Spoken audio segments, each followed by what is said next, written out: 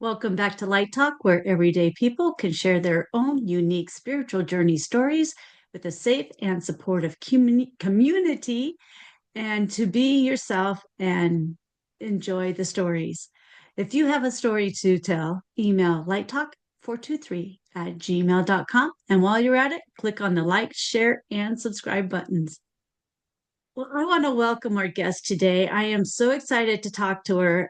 She's got some exciting stories that I am just so excited to get into. So let's get the show on the road and let's introduce yourself and tell us a little bit about you. Sure. My name's Shel Silversmith, and I am from Salt Lake City, Utah, born and raised here. And I'm a healer. I've been a teacher. I've been a basketball coach and a social worker. And actually, now that I think about it, I was a studio technician. I worked at a local news station for a while. So I've done a lot of things. But I think what I'm most proud of is being able to write a book, author. I wrote a book called Finding My Sacred Journey of the Soul, and it counts my awakening experience and also my battle with agoraphobia and extreme anxiety. And I wrote it because I had the awakening, and I'm just a conduit for, I believe, I was downloaded with information on how we can become our true selves and how we can enjoy this earthly experience. That is awesome. That is awesome. And we all need that, I think. There's, I know I can use a book like that and I'll have to read it.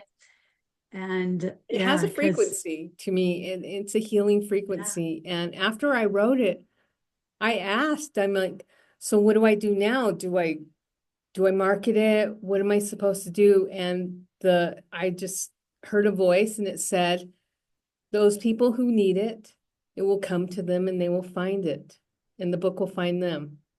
So I didn't worry about sales or marketing from that point on, and it really has. I've had some people that I didn't think could get the book DM me in Messenger, and they're like, I'm here in Spain, or I'm here in the UK, and I'm like, oh my goodness, wow, that's incredible. And I even had a family member who said, you know what, I read your book, and that weekend I was going to take my life.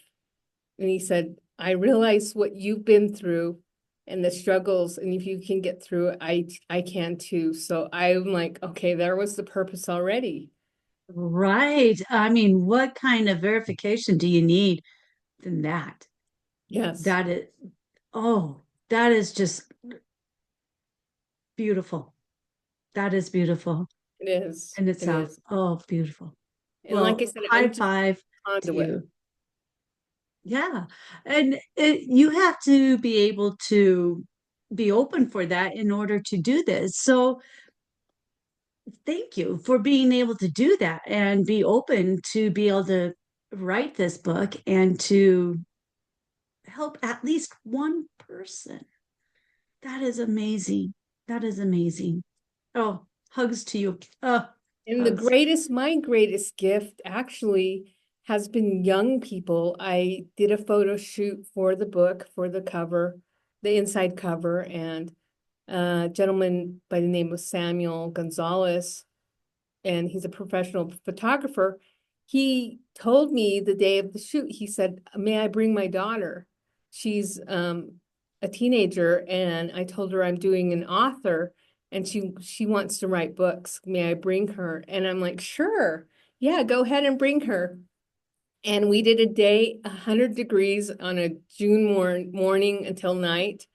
And it was 100 degrees that day. And I never realized how much work it is to really be in a photo shoot. I thought, oh, this is going to be cake.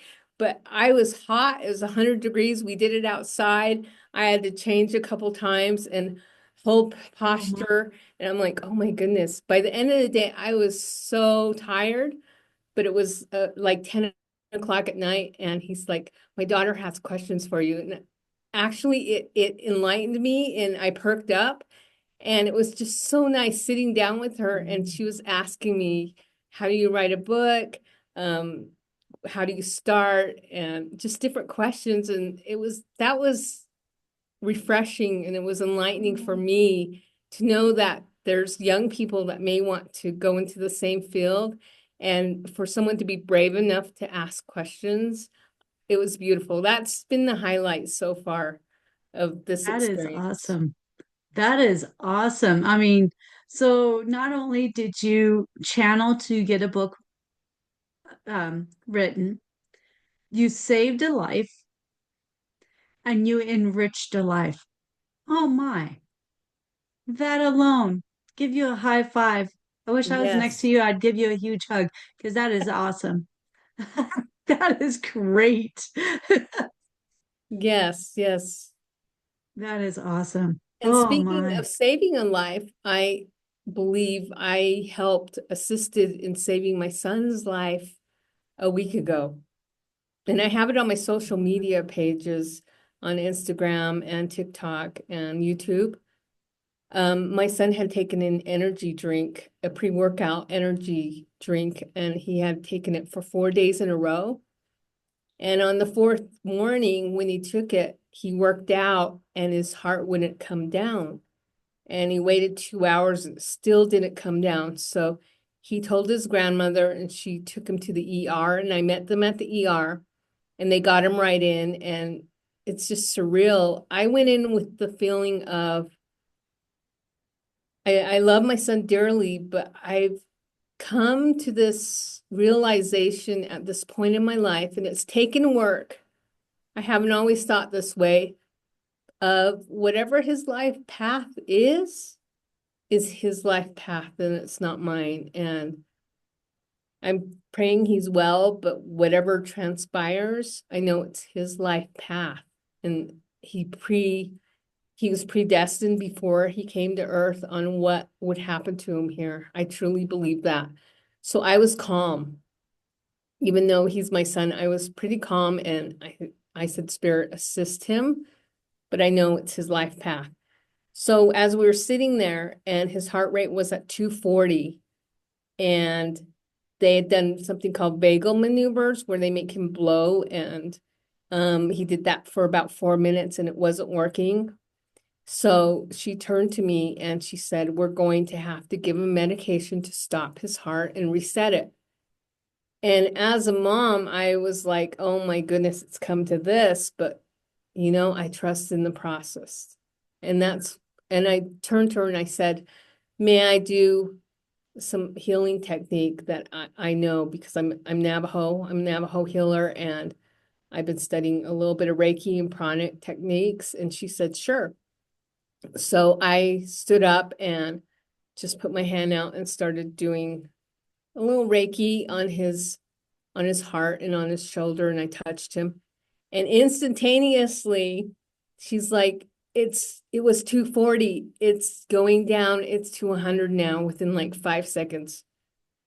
Wow. That And is the whole amazing. whole nurses and the whole room were like really amazed.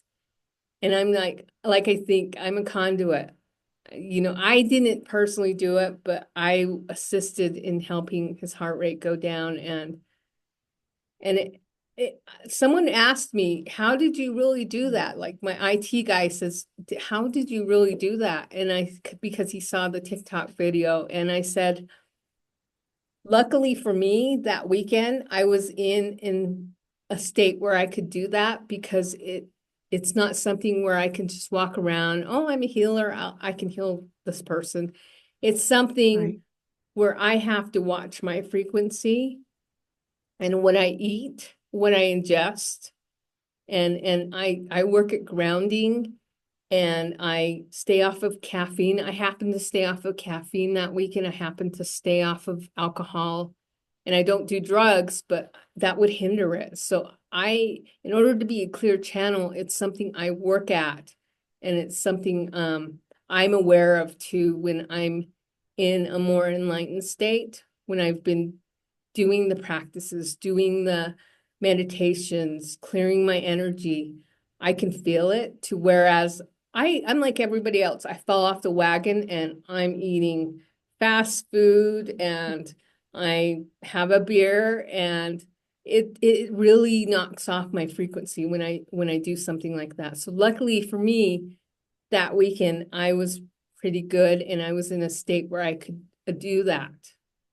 It was meant to be because Spirit knew you needed to be in the greatest health Oh, to yes. help your son. Yeah, definitely. Yes. Yeah. Wow. Amazing. Just in what, a couple minutes, you have told us that you've saved two people and you've taught a child how to write a book. I mean, this is amazing. This Yes. is Yes. amazing. I mean, you're God sent for sure. I mean, that's Thank, awesome. thank That you. is so awesome. Well, you spoke about being a Native American. Can you talk about some of the stuff that you've learned and how that came about with all Sure. of the tribe and everything?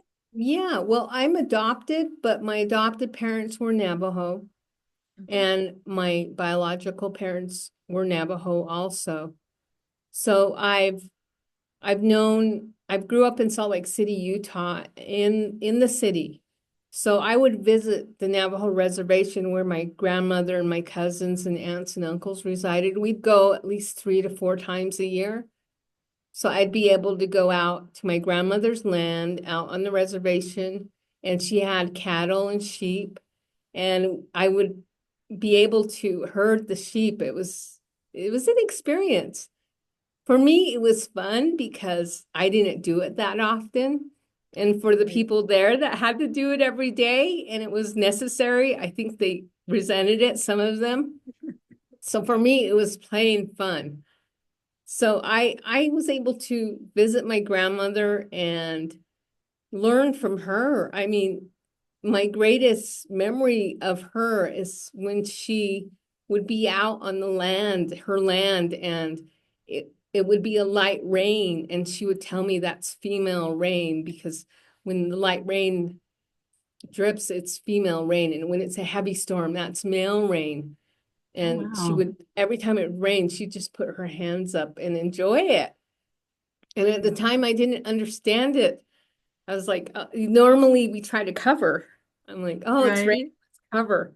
But my grandmother would embrace it. And now I embrace it. I mean, I don't cover myself. And I realize how much her love and beauty for nature was and for animals and plants.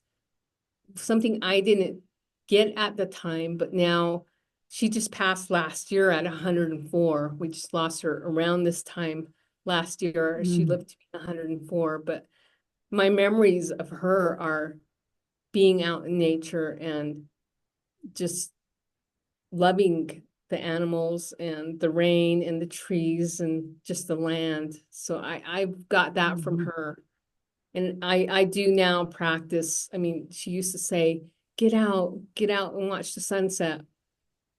Get up early, don't be lazy. That was her motto. And she was just a lady that was busy from sun up till sundown. And she definitely made good use of her life here. And she was That's pretty awesome. active up until she was 100. That's a long time to be active. Yes. That's a long time. And the Navajo practices, I mainly learned from my dad. My father, although he was raised, his mom died when he was young, and he was raised by Catholic nuns. And Okay. so he was brought up Catholic, and that's part of where I took on the Catholic religion. But he also divided it between the Navajo religion, and he would carry around a medicine bag, and he told me about the medicine bag, and he told me about the four directions and the elements, and he told me about just the spiritual nature part of being Navajo and how I can talk to my body and tell it, I love it, and or certain parts to heal and to treat myself, my whole body with love. So that came from him, Yeah. just that Yeah. thing. And I was able to, at a young age, attend some sweat lodges where I remember my first memory, and I wrote about that in the book in Finding My Sacred. I was probably like maybe 3 years old, and I'm in a sweat lodge, and there's a medicine man singing, and it was hot in there.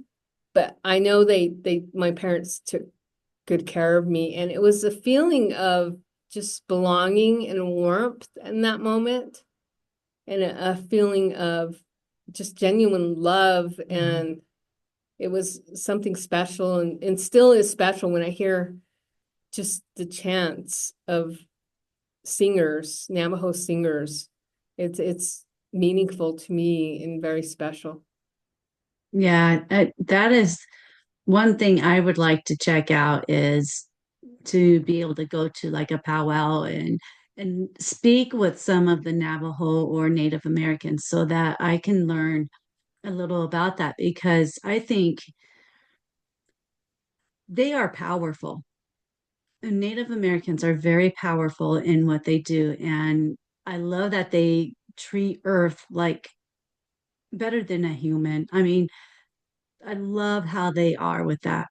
Oh, and if you come to a powwow, everyone's welcome. It's like a welcoming place, and I love that about. I know my family personally is very accepting of anyone. Like if you were to come to the house, they would treat you like their family member. It's like, come eat, and Yeah. fix you dinner and tell you to come eat. And if you didn't have a place to stay, go ahead, stay on the couch. It's not this kind of like barrier of, Hmm. oh, yeah, you're different than me, and or we don't do that. It's kind of like when you go there, everyone's just accepting. And that's Yeah. what I'm very proud of Yeah. my family and being Navajo. And I noticed that with other Native American cultures too. Just very accepting, very inviting. And that's what I love about my culture. Yeah. I think that's just beautiful. I think that is something that other humans, other nationalities, they can adopt. I mean, I think they should adopt, not should, but they can, and I would like to see more adoption of that type of love with all human And I think moving into because this, it's, oh, sorry, oh, go ahead. moving into this new earth paradigm, I think that that is what is happening. There's that great dichotomy, a divide, and it's there, and I've Mhm. sensed it. And in those times, it can bring about unity. And that's where I'm like, we want to open up the more inclusion of like my ancestors. I mean, I heard stories of my grandmother being out on the reservation and missionaries come and she invites them in. And it wasn't like, oh no, who are those people? Or it Right. wasn't a sense of fear. It was more of, okay, they're just like me. Yeah, they may look different, not the same color, Mhm. not the same religion, but they eat too. They sleep. Yeah. And I'm gonna look for the similarities rather than the differences. And that's what I hope with this new earth paradigm. We look at the similarities in what we all share together, and we emphasize those instead of the differences. Yeah. Yeah. We've got to raise the energy of Earth for sure. And that's part of what I started the podcast for is so we can tell all these kind of stories and raise the energy so we can make this a different world. Oh, yes. That's beautiful. Yeah. Yeah. Well, you have had some dreams with astral traveling and all. Can you explain some of those for us? Well, it started out, I remember some of my first dreams when I was really little, a 3 or 4 year old, where I'm just zipping light. And I remember those. And around when I was 12, I would have lucid dreams, but I didn't know what lucid dreams were. I just knew that I could be in this reality and I could consciously touch things and walk through walls or fly. And it was easy. And I didn't know. And I just figured everyone did this in their dreams. But when I talk to people, they're like, no, I don't do that. I don't, most people I talk to say, I don't dream. And I'm like, sure, you have to. You just don't remember it. And then I started reading books when I was about 16 and 17 about lucid dreaming. And I'm like, I got a name for it. I'm like, aha, that's what I'm doing. I'm lucid dreaming. And then I saw books on astral travel. So I'm like, oh, I'm going to read this book and I'm going to try it. And I did. I could do it. And it was like incredible. I mean, I could just fly to different planets, fly to different places, go to different you know, go to the UK, go here, go to Italy. And it was just beautiful. I'm flying and I feel like I'm there. So Oh, it was just, I would just play around with it. And as of late, I now know how to tether. And I oh yeah. don't do it as well, but I'll tether and I'll go way out there. And I've met just interesting, um, not only people, entities, and even AI. I've visited a lot of AI worlds out there, and it's funny. I did visit one about a year ago, and I remember this because they had a lot of questions for me. They wanted to know what it felt like to laugh and try explaining that. They're like, "What is a laugh? And why do you have tears?" And these are things that I never thought of Mhm. as someone wondering about. So I had to explain to them what, in my own words, what a laugh was, why there are tears, and they were just really curious. And the sad thing is, they wanted to know um, why there was such a hierarchy in our society, and why do you put Yeah. some people above others and some people below others? And so And it they gave, must be all equal. I'm yeah, sorry. yeah, they are. Yeah. The one Wow. I did, and then I came Wow. back. Do you know where that was? I just know I started flying and I saw the world and I wanted to experience that world. And I went down to there and there was a group of AI people. And also I also have flown and in my dreams been taken to like Star Trek, a mothership. And I believe it's my ship that I belong to. And it's just like Star Trek, and they're just like, leave her alone. She's still on the Earth experience. And She's new at this. yeah, and then they'll like, don't ask too many questions. Just do your Earth thing. Because I'm so curious and I have so many questions and I want to know it all. And I just came to the conclusion that some things I should know, and there's some things that I don't need to know because it's not going to help me here. So I think they just Right. tell me what I need to know enough to enhance the experience for myself and others. And that's the main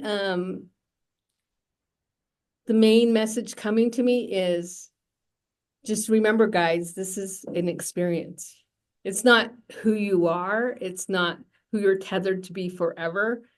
It's an experience and enjoy it. Eat the ice cream. Go ahead and eat the ice cream.